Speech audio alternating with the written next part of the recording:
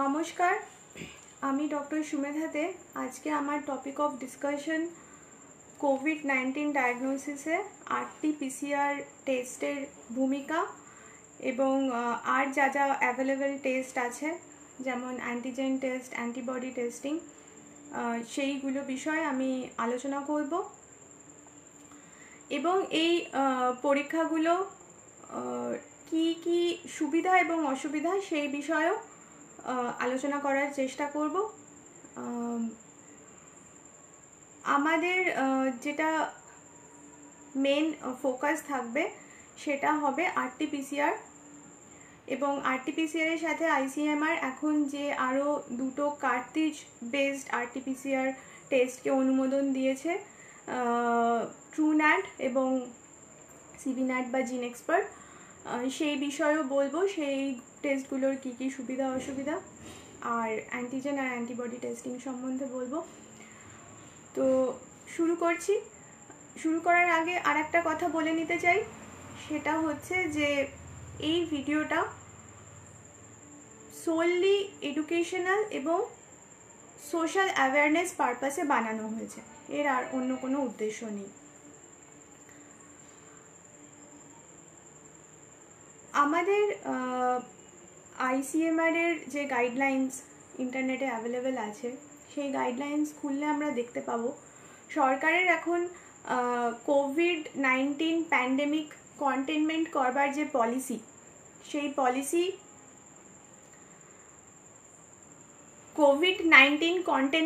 সরকারের COVID-19 containment করবার যে পলিসি, সেই পলিসি মেনলি 3 T's এর ওপর বেস করে আছে, মানে 3টে T। সেটা হচ্ছে test, track and treat. Test, track and treat, অর্থাৎ টেস্ট করা হবে, তার মধ্যে যারা পজিটিভ থাকবে তাদেরকে ট্র্যাক করা হবে এবং তাদের যেরকম যা যথাযথ ট্রিটমেন্ট লাগবে সেই ট্রিটমেন্ট তাদেরকে প্রোভাইড করা হবে বা তাদেরকে আইসোলেশনে রাখা হবে। এরপরে আমরা যেটাতে আসব যে টপিকে, সেটা হচ্ছে যে এই টেস্টের জন্যে আমাদের কি স্যাম্পল দরকার হবে। মেনলি আমরা এই ডিসকাশনটাকে 3 ভাগে ভাগ করব, সেটা হচ্ছে what to test, whom to test এবং হাউ টু টেস্ট। তো প্রথমেই আমরা যেটাতে আসছি সেটা হচ্ছে হোয়াট টু টেস্ট, অর্থাৎ RT-PCR ডায়াগনোসিসের জন্য আমার কি কি স্যাম্পল আমরা ইউজ করতে পারি। এখন বিভিন্ন মিডিয়ায় আমরা দেখে সবাই অল্প বিস্তর জানি যে মেনলি নেজোফ্যারিঞ্জিয়াল অ্যান্ড ওরোফ্যারিঞ্জিয়াল সোয়াব, এটাই RT-PCR ডায়াগনোসিসের জন্য মেন স্যাম্পল। হ্যাঁ, তাই নেজোফ্যারিঞ্জিয়াল এবং ওরোফ্যারিঞ্জিয়াল সোয়াব হচ্ছে আমার প্রাইমারি স্যাম্পল, কিন্তু ICMR আরও কিছু স্যাম্পলেরকে অ্যাপ্রুভাল দিয়েছে, যেগুলোকে নিয়ে আমি এই তার মধ্যে একটা হচ্ছে broncho alveolar lavage. Broncho alveolar lavage actually একটা ফাইবার অ্যাক্টিভ ব্রঙ্কোস্কোপি দিয়ে লোয়ার যে ব্রঙ্কিওলসগুলো আছে সেখান থেকে নর্মাল স্যালাইন বা অন্য সলিউশন দিয়ে লোয়ার ব্রঙ্কিওলস থেকে অ্যাসপিরেট বার করা হয়। সেইটা ইউজ করা যেতে পারে, মানে লাঙের তলা থেকে বলা যেতে পারে অ্যাসপিরেট একটা বার করা হয়, সেটা ইউজ করা যেতে পারে ব্রঙ্কো অ্যালভিওলার লাভাজ। এছাড়া nasopharyngeal wash, nasal wash, endotracheal, মানে আমাদের ট্রেকিয়ার মধ্যে থেকে যদি ওয়াশ নেওয়া হয়, এন্ডোট্রেকিয়াল অ্যাসপিরেট, সেটা ইউজ করা যেতে পারে এবং স্পুটামও ইউজ করা যেতে পারে। কিন্তু সেই স্পুটাম হবে, মানে it should be from the lower respiratory tract, মানে লোয়ার রেসপিরেটরি ট্র্যাক্ট এক্সপেক্টোরেন্টটাও ইউজ করা যেতে পারে। এবার নেজোফ্যারিঞ্জিয়াল অ্যান্ড ওরোফ্যারিঞ্জিয়াল সোয়াব তো আমরা নিলাম, নিয়ে আমাদের নেজোফ্যারিঞ্জিয়াল সোয়াব কীভাবে নেওয়া হয় না, নেজাল ফ্লোর দিয়ে সোজা সোয়াব স্টিকটাকে ভিতরে ঢোকানোর পর যে নেজোফ্যারিঞ্জিয়াল ওয়ালে গিয়ে ওটা টাচ করে, সেখানে ঘুরিয়ে ঘুরিয়ে সোয়াব নেওয়া হয়। আর ওরোফ্যারিঞ্জিয়াল সোয়াব নেওয়া হয় পস্টেরিয়র ফ্যারিঞ্জিয়াল ওয়াল আর দুপাশের টনসিলার পিলার্স থেকে। তো এইটা নেওয়ার পর আমরা যেটা করি সেটা হচ্ছে একটা ভাইরাল ট্রান্সপোর্ট মিডিয়া দেওয়া থাকে। সেই ভাইরাল ট্রান্সপোর্ট মিডিয়ায় সেই নেজোফ্যারিঞ্জিয়াল আর ওরোফ্যারিঞ্জিয়াল সোয়াব দুটোকে একসাথেই দেওয়া হয়, যাতে ভাইরাল লোডটাকে ইনক্রিজ করা যায়, ডিটেকশনের পসিবিলিটিটাকে ইনক্রিজ করা যায়।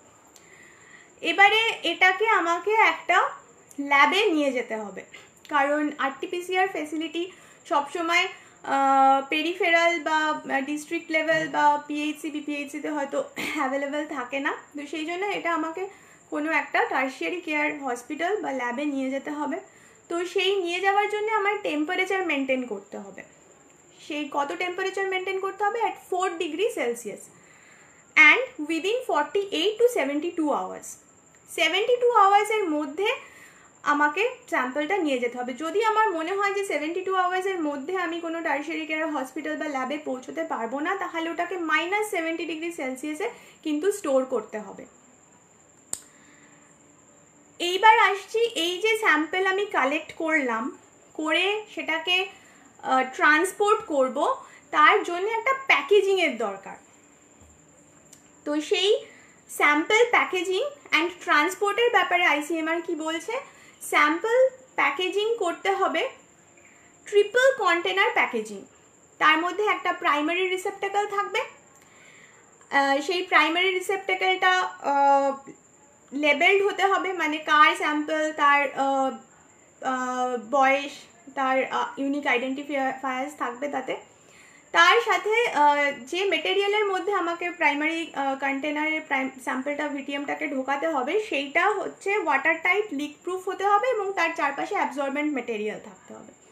নেক্সট হচ্ছে যে সেকেন্ডারি রিসেপ্টাকল। সেকেন্ডারি রিসেপ্টাকলও ওয়াটার প্রুফ হতে হবে, লিক প্রুফ হতে হবে এবং তার চারপাশেও অ্যাবজর্বেন্ট মেটেরিয়াল দেওয়া থাকবে। আমি একাধিক ভিটিএম কিন্তু সেকেন্ডারি রিসেপ্টাকলের মধ্যে দিতে পারি এবং যা আমার ইনফরমেশন শিট সেটাও সেকেন্ডারি রিসেপ্টাকলের গায়ে আমাকে সেলোটেপ দিয়ে লাগিয়ে দিতে হবে। তারপরে একটা আউটার শিপিং প্যাকেজ থাকবে, তার মধ্যে এই সেকেন্ডারি রিসেপ্টাকল দিয়ে আমায় ট্রান্সপোর্ট করতে হবে। কি কি ডকুমেন্ট লাগবে? হ্যাঁ, মেন যে 3টে ডকুমেন্ট কোভিড টেস্টিংয়ের জন্য লাগবে সেটা হচ্ছে আইসিএমআর-এর যে ফর্ম, সেকেন্ডলি হচ্ছে আধার কার্ড অর্থাৎ সচিত্র পরিচয়পত্র বা আধার কার্ড, এবং তার সাথে হচ্ছে ডাক্তারের প্রেসক্রিপশন। এই 3টে আমাদের প্রাইমারি ডকুমেন্ট যেটা কোভিড টেস্টিং করতে লাগবে। এইবার আমি আসব যে হুম টু টেস্ট, অর্থাৎ এই কোভিড টেস্টিংয়ের জন্যে কারা এলিজেবল, সেটার জন্যে আইসিএমআর এখন 9টা ক্যাটেগরি করে দিয়েছেন যারা কিনা এই কোভিড টেস্টিং করাতে পারবে অ্যাকর্ডিং টু আইসিএমআর। প্রথমত হচ্ছে অল সিমটোম্যাটিক ইন্ডিভিজুয়ালস, মানে যাদের ইনফ্লুয়েঞ্জা লাইক ইলনেস আছে with history of international travel within last 14 days, অর্থাৎ লাস্ট 2 সপ্তাহের মধ্যে ইন্টারন্যাশনাল ট্রাভেল আছে এরকম লোক যে কিনা সিমটোম্যাটিক হয়ে গেছে। All symptomatic contacts of laboratory confirmed cases, অর্থাৎ ল্যাবরেটরি কনফার্মড কেসেসের সিমটোম্যাটিক কন্ট্যাক্টরা করাতে পারবে। All symptomatic health care workers, all patients having severe acute respiratory infection, asymptomatic direct and high risk contact of a confirmed case, তাকে মানে ধরুন asymptomatic আছে কিন্তু তার বাড়িতে একজনের কোভিড হয়েছে কিন্তু সে অ্যাসিমটোম্যাটিক আছে, সে করাতে পারবে 5 দিনের মাথায় এবং 14 দিনের মাথায়। এছাড়া হচ্ছে all symptomatic influenza like illness patients who are residing in hotspot বা containment zones, all hospitalised patients who develop influenza like illness symptoms, all symptomatic influenza like illness patients যারা কিনা মাইগ্রেন্ট এবং রিফিউজি। আর একটা ইনক্লুড করা হয়েছে যে pregnant woman within 5 days of their expected date of delivery বা লেবারে গেলেও কিন্তু করাতে পারবে। এই মোটামুটি 9টা ভাগ আইসিএমআর করেছে যারা এলিজিবল ফর টেস্ট। তো এটা হচ্ছে হুম টু টেস্ট, কাদের টেস্ট করব। এইবার আমাদের মেন টপিকে ঢুকে পড়ছি, সেটা হচ্ছে যে হাউ টু টেস্ট, অর্থাৎ কি কি টেস্ট অপশন আমাদের কাছে অ্যাভেলেবেল আছে। প্রথমত যেটা নিয়ে বলবো সেটা হচ্ছে যে মলিকিউলার বায়োলজি বেসড যে টেস্টগুলো আমাদের কাছে অ্যাভেলেবেল আছে সেটা হচ্ছে real time reverse transcriptase polymerase chain reaction. আমরা সবাই এই নামটার সাথে এখন পরিচিত হয়ে গেছি through media, newspaper and everything. RT-PCR আমরা সবাই জানি। তো সেই RT-PCRকে বলা হয় real time reverse transcriptase PCR, এবং this is the gold standard test for detecting COVID-19। এছাড়া আছে ট্রুন্যাট এবং CBNAT, বা যাকে আমরা পপুলারলি জিন এক্সপার্ট বলে জানি। এরা হচ্ছে molecular biology based test.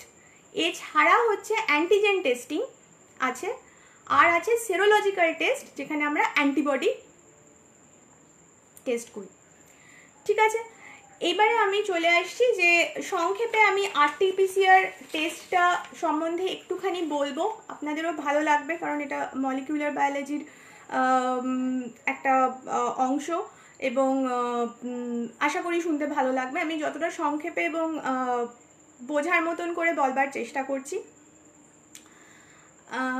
RT-PCR টেস্টটা করার জন্যে আমরা সবাই করোনা ভাইরাসের ছবিটা দেখেছি টিভিতে, খবরের কাগজে, যে একটা সার্কুলার ভাইরাল পার্টিকেল যার গায়ে কাঁটা কাঁটা কাঁটা কাঁটা আছে, যেগুলোকে বলা হয় স্পাইকস। হ্যাঁ, সত্যি আছে সেই স্পাইকস, এবং তার মধ্যে সেই ভাইরাল পার্টিকেলটার মধ্যে ওর নিউক্লিয়ার মেটেরিয়ালটা আছে, যেটা হচ্ছে একটা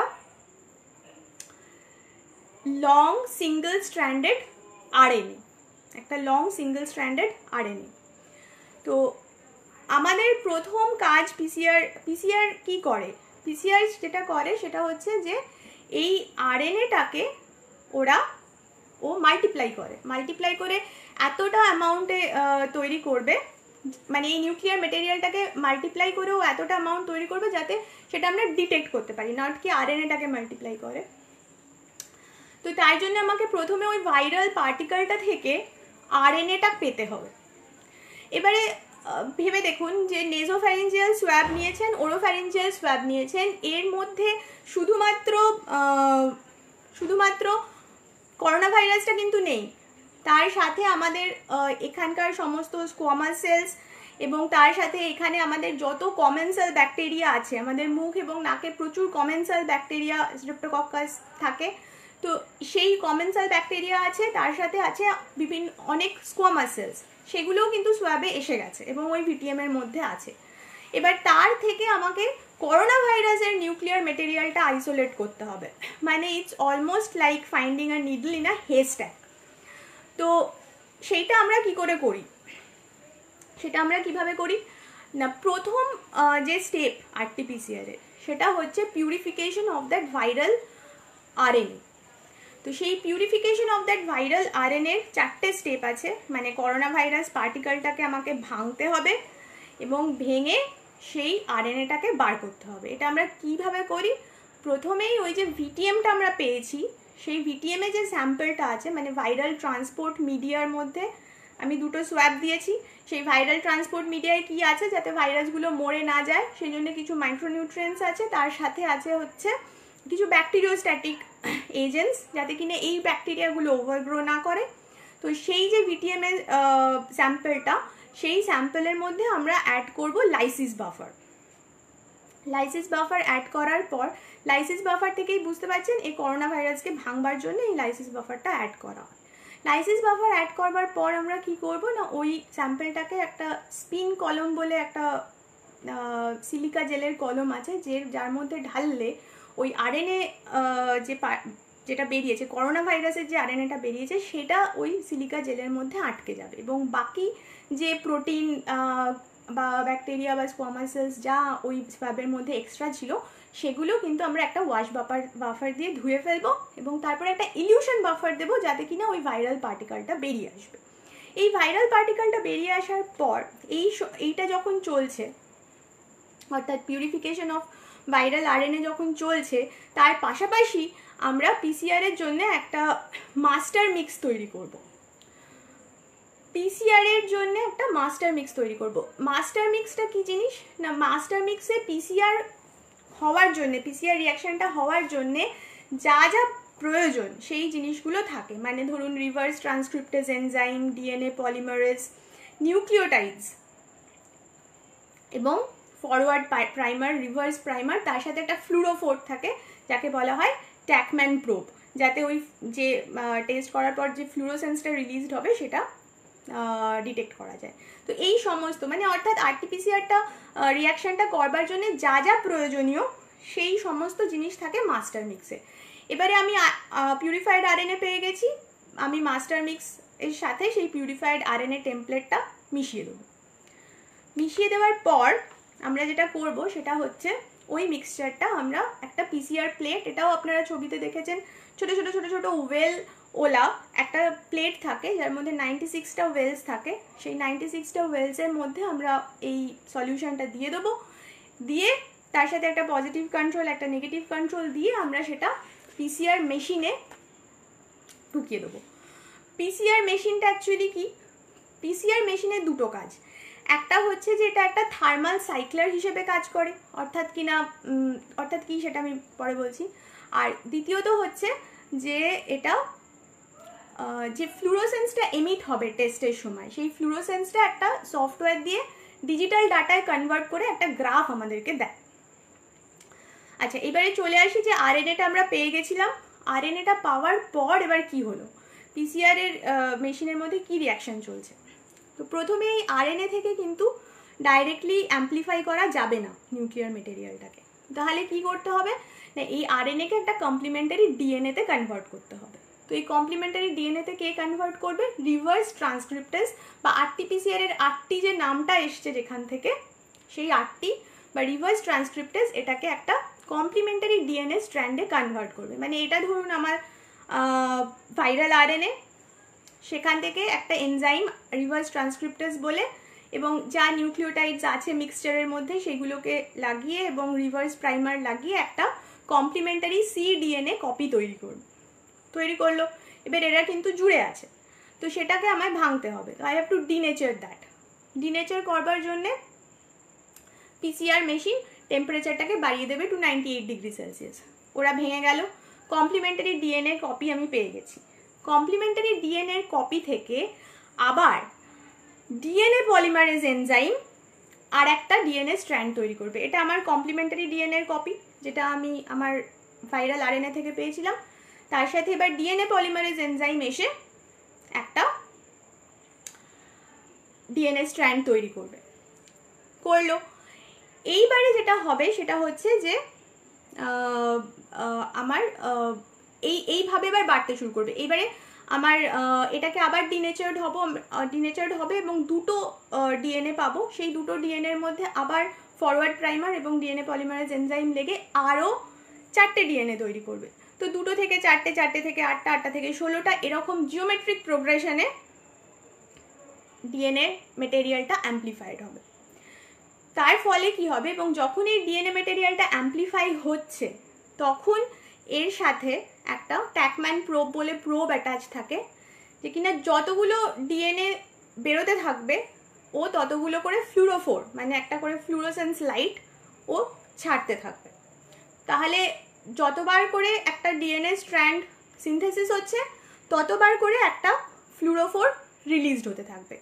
এবং এই ফ্লুরোফোরটা যখন ওই 96টা ওয়েলসের মধ্যে ফ্লুরোফোরটা আছে, তো সেখানে যখন এটা লাইট থাকে তো সেই লাইটটা এসে পড়বে, এই ফ্লুরোফোরটা এক্সাইটেড হবে এবং একটা ফ্লুরোসেন্স এমিট করবে, যেটা একটা সিসিডি ক্যামেরা ক্যাপচার করবে এবং আমাদের একটা ডিজিটাল ডাটা দেবে। ডিজিটাল ডাটা মানে একটা ডিজিটাল গ্রাফ দেবে। তো এইবারে আমাদের যেটা প্রশ্ন জাগবে সেটা হচ্ছে যে পুরো আরএনএটাকেই কি আমরা ডিএনএতে ট্রান্সক্রাইব করি, মানে পুরো জেনেটিক মেটেরিয়ালটারই কি কপি বানাই? না, ঠিক তা নয়। এর মধ্যে স্পেসিফাইড কিছু জিনস আছে, যে জিনগুলোর কপি বা অ্যাম্প্লিকন আমরা বানাই। সেই জিনগুলোর মধ্যে, এবং এগুলো ICMR WHO অ্যাপ্রুভড, সেই জিনগুলোর মধ্যে কিছু কিছু জিন আছে যারা স্ক্রিনিং পারপাসে ব্যবহৃত হয়, এবং কিছু কিছু জিন আছে যারা কনফার্মেশন পারপাসে ইউজ হয়। মানে ভাইরাল যে আরএনএটা আছে তার ওই যে বললাম যে আরএনএ করোনা ভাইরাসের ওপরে যে স্পাইকগুলো দেখেন, সেই স্পাইকগুলো তৈরি করবার জন্য একরকম জিন আছে যাকে বলা হয় স্পাইক জিন বা এস জিন। ওর যে এনভেলাপটা, যে এনভেলাপের গায়ে ওই স্পাইকগুলো লেগে থাকে, সেইটা একটা জিন এনকোড করে, তার নাম হচ্ছে এনভেলাপ জিন বা ই জিন। তারপরে ওই যে নিউক্লিও ক্যাপসিড থাকে, সেই নিউক্লিও ক্যাপসিডকে এনকোড করে একটা জিন, তো সেটার নাম হচ্ছে এন জিন। ও যে আরএনএটা ও যে নিজে মাল্টিপ্লাই করবে, তার জন্য যে আরএনএ ডিপেন্ডেন্ট আরএনএ পলিমারেজ, যেটা ওর এনজাইম লাগবে নিজের আরএনএটাকে হোস্ট সেলসে ঢুকে মাল্টিপ্লাই করবার জন্য, সেইটা একটা জিন। এবং ORF1b বলেও একটা জিন আছে যেটা ইউজ করা হয়। তো এই জিনগুলোই মেনলি অ্যাম্পলিফাই করা হয়, মানে এই জায়গাগুলোই মেনলি অ্যাম্পলিফাই করা হয়। এইবারে যেটা প্রশ্ন, মানে বহু লোকে আমাকে প্রশ্নটা করেছে এবং জানতে চায় যে কাট অফ ভ্যালু কি, বা PCR এর গ্রাফ কি করে ইন্টারপ্রিট করা হয়, এবং অনেকের ক্ষেত্রেই ইনকনক্লুসিভ রেজাল্ট আসে। তো এই ইনকনক্লুসিভ রেজাল্টের কি মানে, সেই দুটো জিনিস আমি একটুখানি বলে দিই। প্রথমত হচ্ছে যে PCR এর যে গ্রাফটা জেনারেটেড হয়, গ্রাফ আমরা সবাই জানি তার একটা এক্স অ্যাক্সিস থাকে, একটা ওয়াই অ্যাক্সিস থাকে। তো এক্স অ্যাক্সিস বরাবর নাম্বার অফ সাইকেলস থাকে, অ্যান্ড ওয়াই অ্যাক্সিস বরাবর ফ্লুরোসেন্স ইন্টেন্সিটি বা ফ্লুরোসেন্স ইন্টেন্সিটিটা ওয়াই অ্যাক্সিস বরাবর থাকে। এইবারে গ্রাফটা যেটা হয় সেটা প্রথমে যখন অল্প অল্প ফ্লুরোসেন্স এমিট করছে, মানে অল্প অল্প ডিএনএ কপি তৈরি হচ্ছে, তখন একটা বেসলাইন ফ্লুরোসেন্স পাওয়া যায়, যেটাকে অনেক সময় নয়েজ বলা হয়। সেই বেসলাইন ফ্লুরোসেন্সটা আস্তে আস্তে বাড়তে শুরু করে, এবং যখন জিওমেট্রিক প্রোগ্রেশনে ডিএনএ এর কপি বাড়ছে তখন ফ্লুরোসেন্সটাও বাড়তে শুরু করে, এবং সেটা এক্সপোনেনশিয়ালি বাড়তে শুরু করে।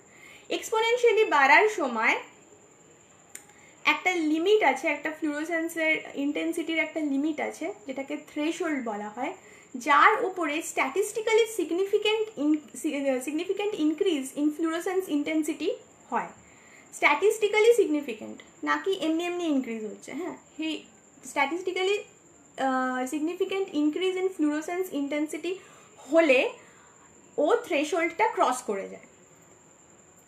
থ্রেশহোল্ডটা ক্রস করে যাওয়ার পর কার্ভটা খানিকটা লিনিয়ার হয়ে যায় এবং তারপরে প্ল্যাটু ফেজে চলে যায়। তো কার্ভটার চারটে পার্ট, একটা হচ্ছে বেসলাইন, একটা হচ্ছে যখন ও এক্সপোনেনশিয়ালি থ্রেশহোল্ডকে ক্রস করছে তখন, তারপরে তার লিনিয়ার ফেজ এবং তার প্ল্যাটু ফেজ। এবারে থ্রেশহোল্ড মানে হচ্ছে একটা ফ্লুরোসেন্স ইন্টেন্সিটি, যার মানে যেটা ক্রস করলে আমরা বলতে পারি যে হ্যাঁ ঠিক আছে, এর মানে এ অ্যাম্পলিফাই করছে আর কি।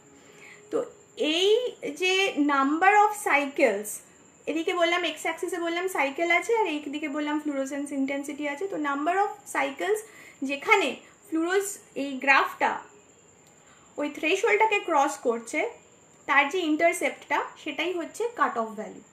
35 সাইকেলের বেশি যদি কাট অফ ভ্যালু হয় সেক্ষেত্রে কিন্তু এই রানটা অ্যাকসেপ্ট করা হয় না, মানে 35 সাইকেলের নিচেই যা হওয়ার হতে হবে। তো এই কাট অফ ভ্যালুর এত ইম্পর্টেন্ট কেন? কাট অফ ভ্যালুটা ইম্পর্টেন্ট তার একটাই কারণ, সেটা হচ্ছে cut off value is inversely proportional to the viral load. মানে যত কম কাট অফ ভ্যালুতে ফ্লুরোসেন্স বেড়ে যাবে তত বেশি ভাইরাল পার্টিকেল আছে। তার মানে অল্প সাইকেলে আমার যদি অনেক ফ্লুরোসেন্স পাই, তার মানে স্যাম্পেলটায় ভাইরাল পার্টিকেল অনেক বেশি ছিল। আরেকটা হচ্ছে যে যদি অনেক বেশি সাইকেলে, প্রায় 30 সাইকেলের কাছাকাছি আমি দেখছি যে আমার ভ্যালু থ্রেশহোল্ড ক্রস করছে, তার মানে ওখানে ভাইরাল পার্টিকেল কম ছিল। তো এটা দিয়ে কিন্তু আমরা একটা কোয়ান্টিটেটিভ অ্যাসেসমেন্ট করতে পারি যে স্যাম্পেলটায় ভাইরাল পার্টিকেল বেশি ছিল না কম ছিল।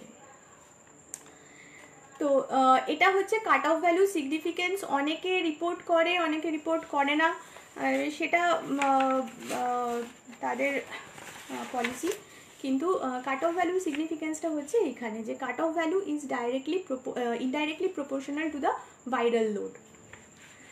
নেক্সট আসছি যে এই যে আমার এখানেও একজন কমেন্ট করেছেন যে ইনকনক্লুসিভ টেস্টের মানে কি।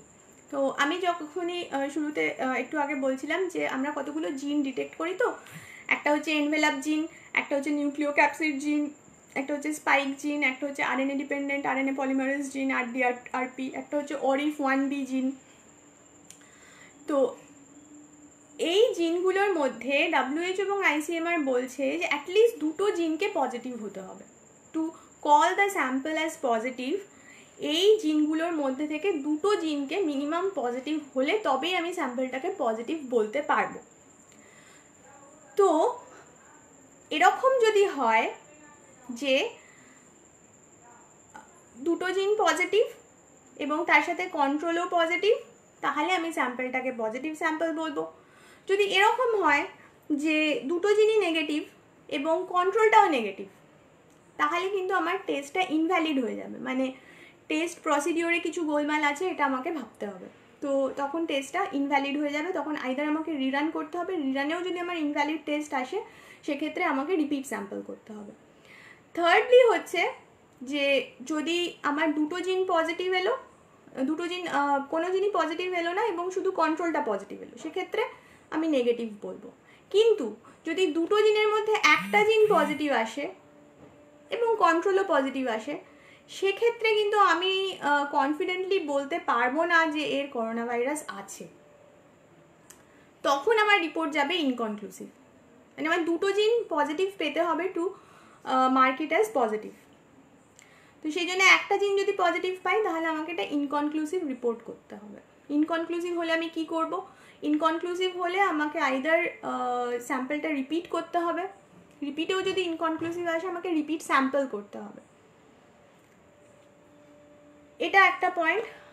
আর একটা অনেকে জিজ্ঞেস করেন যে একবার নেগেটিভ হয়ে যাওয়ার পর আবার কি পজিটিভ হওয়া সম্ভব? অনেকে এরকম হচ্ছে, তাহলে কি আবার রিপিট ইনফেকশন হলো? না, সেটা সবসময় নয়। আরএনএ পার্টিকেল কিছু থেকে যেতে পারে এবং ভাইরাল পার্টিকেল কিছু থেকে যেতে পারে, যেখান থেকে কিনা 7 সপ্তাহ পরেও, একবার নেগেটিভ হয়ে যাওয়ার 7 সপ্তাহ পরেও আবার ওই আরএনএ পার্টিকেলটা ডিটেক্টেড হতে পারে। তো সেই তার মানে কিন্তু রিইনফেকশন নয়। মানে ক্লিনিক্যালি যদি তার কোনো সিমটমস না থাকে তাহলে আবার একবার টেস্ট করিয়ে পজিটিভ এসছে বলে খুব ভয় পাওয়ার দরকার নেই যে আমি আবার পজিটিভ হয়ে গেছি। তো এই রিগার্ডিং ইন্টারপ্রিটেশন অফ পিসিআর এই 3টে প্রশ্ন আমি ফেস করেছি যে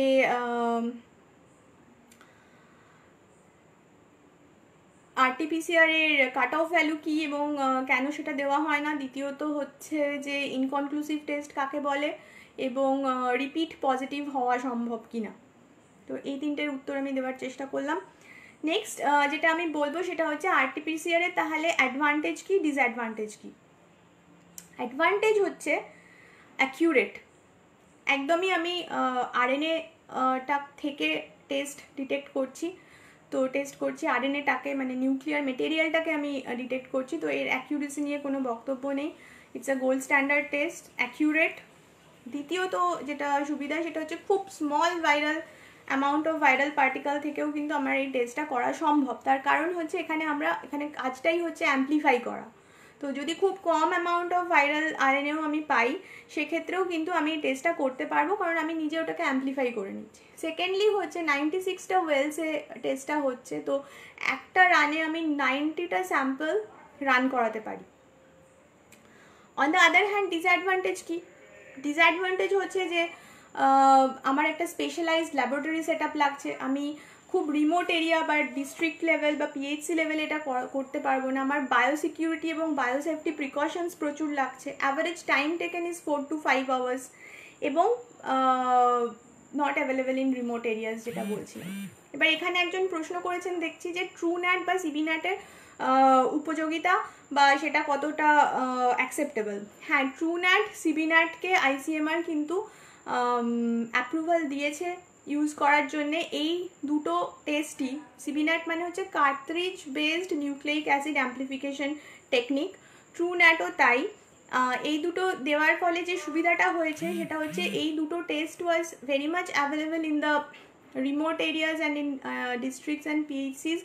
তার কারণ হচ্ছে এটা টিবি ডিটেকশনের জন্য ইউজ করা হতো খুব ওয়াইডলি। তো সেই জন্যে এই মেশিনটা ছিলই, শুধু আমাদের কোভিড-19 জন্য যে রিয়েজেন্ট এক্সট্রা লেগেছে বা কার্ট্রিজটা যেটা চেঞ্জ করতে হয়েছে সেটা করেই আমরা এটাতে শুরু করে দিতে পেরেছি। তো সেই জন্য ট্রুন্যাট সিবিন্যাট কিন্তু এবং এর প্রিন্সিপাল কিছু আলাদা নয়, ট্রুন্যাট সিবিন্যাটও কিন্তু আরটিপিসিআরই। এবং শুধু তাই নয়, ট্রুন্যাট সিবিন্যাট আরটিপিসিআর এবং এটা একটা ক্লোজড সিস্টেম। এখানে একটা লাইসিস একটা বাফার যেটা যেখানে আগে স্যাম্পলটা দিতে হয় সেই বাফারে দেওয়ার সাথে সাথে স্যাম্পলটা ইনঅ্যাক্টিভেটেড হয়ে যায়, মানে ওটার ইনফেক্টিভ থাকে না। সেই জন্যে বায়োসেফটি খুব বেশি কিন্তু বায়ো হ্যাজার্ডাস নয় টেস্টটা। এবং এটা quick, half an hour to 1 আওয়ারের টার্ন অ্যারাউন্ড টাইম। এবং যেটা ব্যাপার সেটা হচ্ছে ট্রুন্যাটটা পোর্টেবল, এটা battery operated. On the other hand সিবিন্যাটটার জন্য কিন্তু একটা আনইন্টারাপ্টেড পাওয়ার সাপ্লাই এবং এসি সাপ্লাই লাগে। তো ট্রুন্যাট সিবিন্যাট কিন্তু আইসিএমআর পুরোপুরি অ্যাপ্রুভাল দিয়ে রেখেছে এবং আরটিপিসিআর এর পজিটিভ আসা টেস্ট যেরকম আইসিএমআর পোর্টালে আপলোড করতে হয় সেরকম ট্রুন্যাট সিবিন্যাটে পজিটিভ আসা টেস্টও কিন্তু আইসিএমআর পোর্টালে আপলোড করতে হয়। তো ট্রুন্যাট সিবিন্যাট কিন্তু ওয়াইডলি ইউজড হতে পারে। ডিসঅ্যাডভান্টেজ হচ্ছে আরটিপিসিআর এর মতন এতগুলো স্যাম্পল অ্যানালাইজ করতে পারে না, এর দিনে 24টা থেকে 48টা মানে 24 to 48 স্যাম্পলসই পারে, কারণ 1 রানে 1 to 4 স্যাম্পলস ট্রুন্যাট আর কি করতে পারে। কিন্তু এর প্রিন্সিপাল কিছু আলাদা নয়, আরটিপিসিআরই, শুধু কার্ট্রিজ বেসড। এখানে যেমন আমাদের ম্যানুয়াল হ্যান্ডলিং অনেকটা বেশি হচ্ছে আরটিপিসিআরে, সেখানে এটা অনেকটাই ট্রুন্যাট সিবিন্যাটে কিন্তু অনেকটা ক্লোজড সিস্টেম এবং ট্রুন্যাট সিবিন্যাটের যে আরএনএ এক্সট্রাকশন প্রসিডিওর সেটাও কিন্তু অনেক ফুলি অটোমেটেড। তো ডিসঅ্যাডভান্টেজ বিং থ্রুপুট কম, মানে অনলি 48 বা 50 স্যাম্পলসই আমরা দিনে পাবো, যেটা কিনা প্যান্ডেমিক ম্যানেজ করবার জন্য নট এনাফ।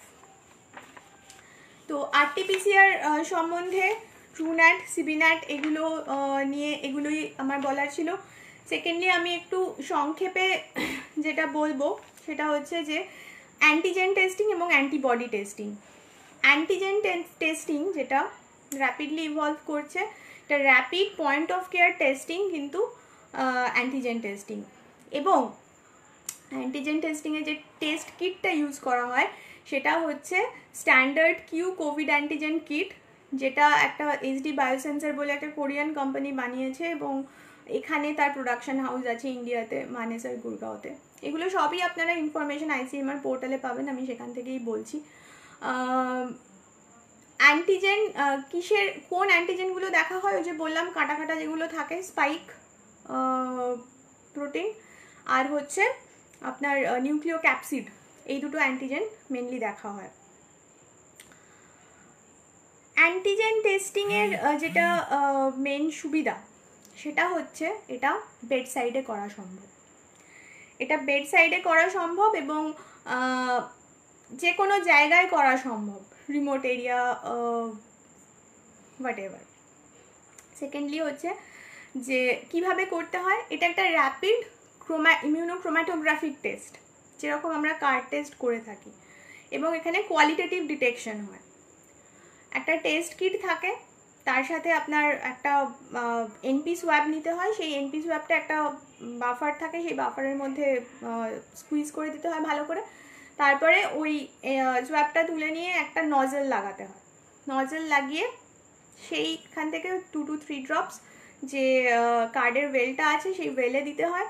এবং যেরকম ইমিউনোক্রোম্যাটোগ্রাফিক টেস্টগুলো হয়, একটা টেস্ট লাইন একটা কন্ট্রোল লাইন অ্যাপিয়ার করে, এখানেও সেই রকমই হয় যদি পজিটিভ স্যাম্পল থাকে। এবং interpretation should be done within 15 to 30 minutes, not before 15 minutes and not after 30 minutes।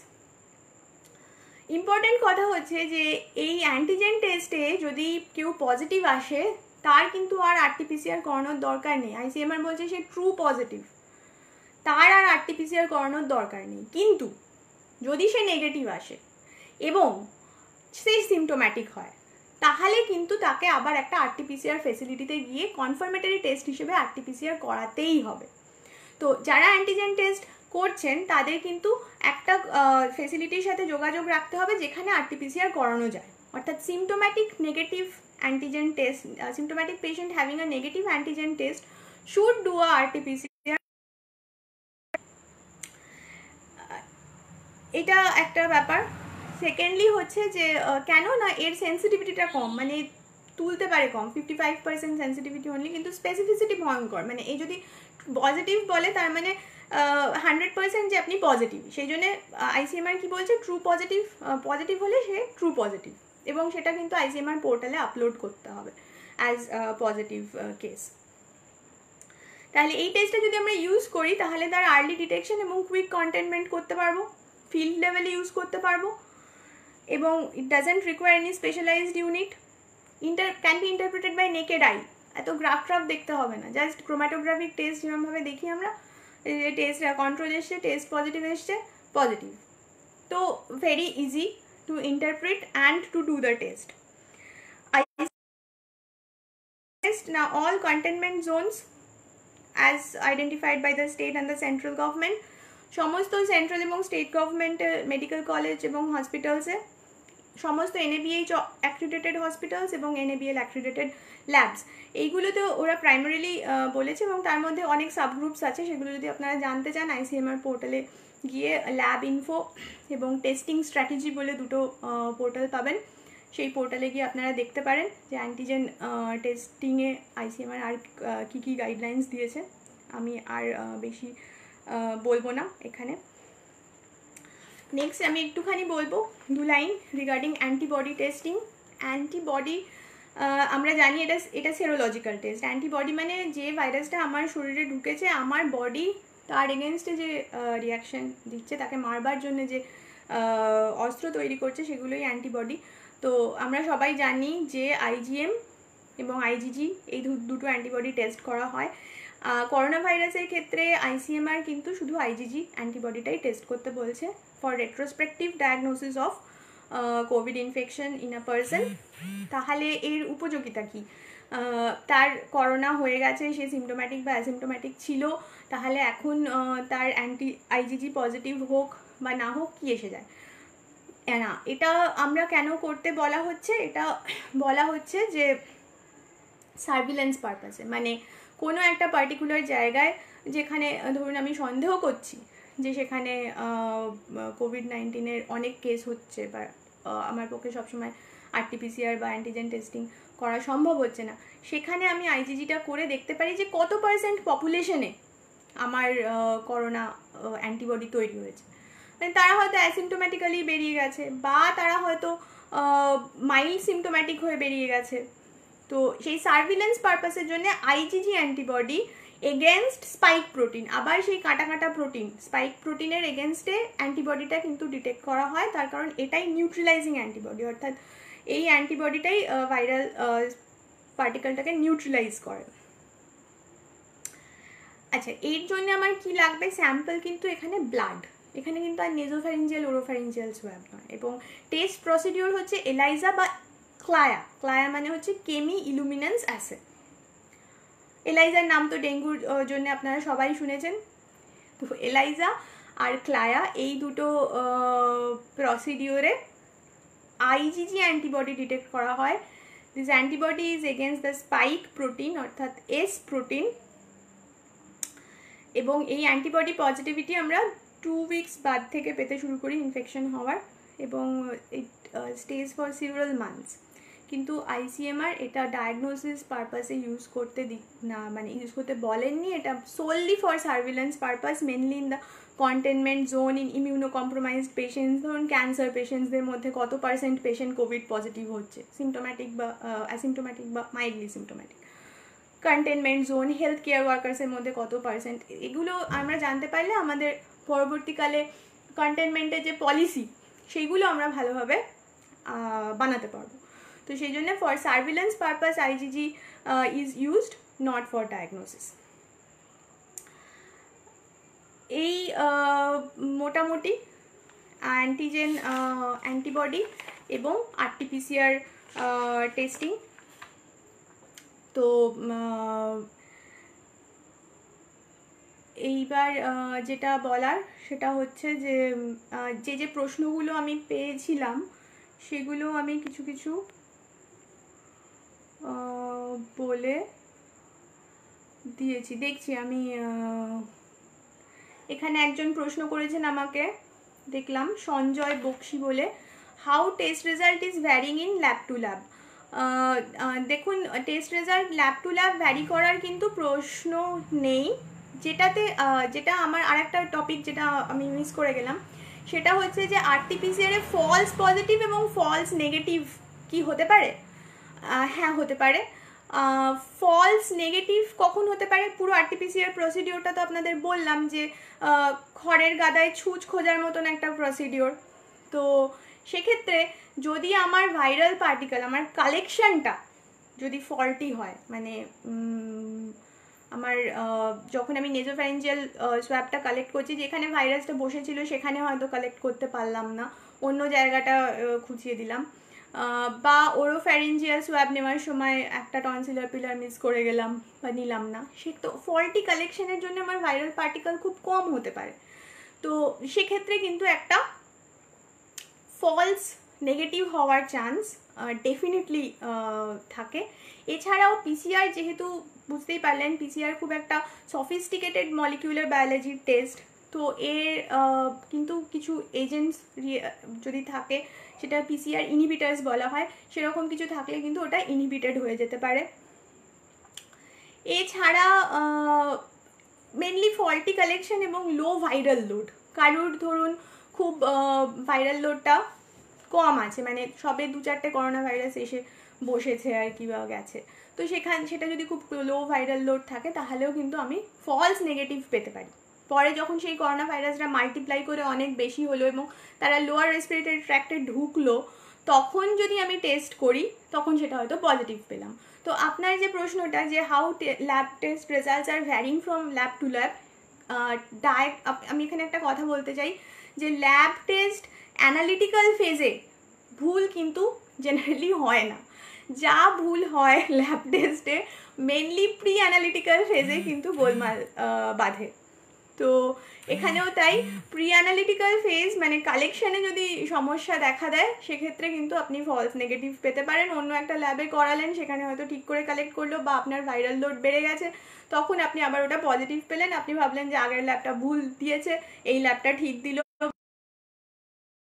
দিল, এরকম কিন্তু নয়। দ্বিতীয়ত হচ্ছে ফলস পজিটিভ, মানে আমার করোনা ভাইরাস নেই, তাহলে আমাকে পজিটিভ দিয়ে দিল। খুবই দুঃখের ব্যাপার এবং সিরিয়াস অ্যালিগেশন হতে পারে যদি তার আগে আমি খুব হাই কনসেন্ট্রেশনের একটা পজিটিভ স্যাম্পল চালিয়ে থাকি। আমার ক্রসওভার হতে পারে স্যাম্পল, কন্টামিনেশন যেটাকে বলা হয়, সেই কন্টামিনেশন কিন্তু হতে পারে এবং তার জন্য ফলস পজিটিভ আসতে পারে। তো সেই জন্যে জেনারেলি সেটা হয় না, তার কারণ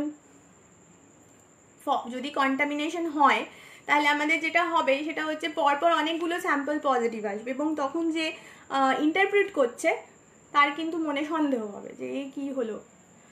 তো তখন আমরা রিপিট অ্যাসে করি এবং দেখে নিই যে এটা কোনো কন্টামিনেশন হয়েছে কিনা। তো জেনারেলি হয় না, but yes possibility is always there যে খুব হাই ভ্যালু স্যাম্পল চালানোর পরে কিছু ক্রস কন্টামিনেশন হয়ে ফলস পজিটিভ রিপোর্ট আসতে পারে। ফলস নেগেটিভ বললাম for faulty collection, faulty for low viral load এবং ফল্টি ট্রান্সপোর্টেশন, যদি প্রপার টেম্পারেচার মেনটেন না করে ট্রান্সপোর্ট করা হয় তাহলেও কিন্তু ভাইরাসগুলো মরে যেতে পারে এবং নষ্ট হয়ে যেতে পারে, নিউক্লিক অ্যাসিড বা নিউক্লিয়ার মেটেরিয়ালগুলো আমরা না পেতে পারি এবং that can lead to false negative assess.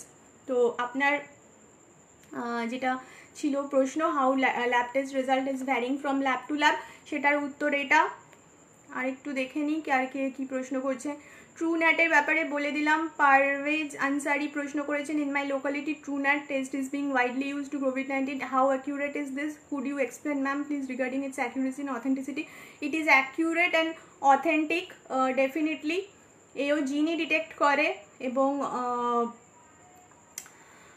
এবং এর প্রিন্সিপালও RT-PCR, তো আপনি চোখ বন্ধ করে ভরসা করতে পারেন, কোনো অসুবিধা নেই।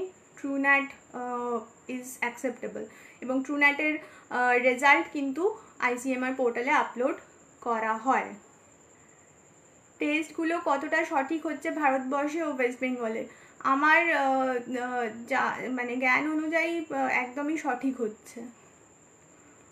আচ্ছা, আর দেখে নি কেউ কিছু প্রশ্ন করেছেন কিনা।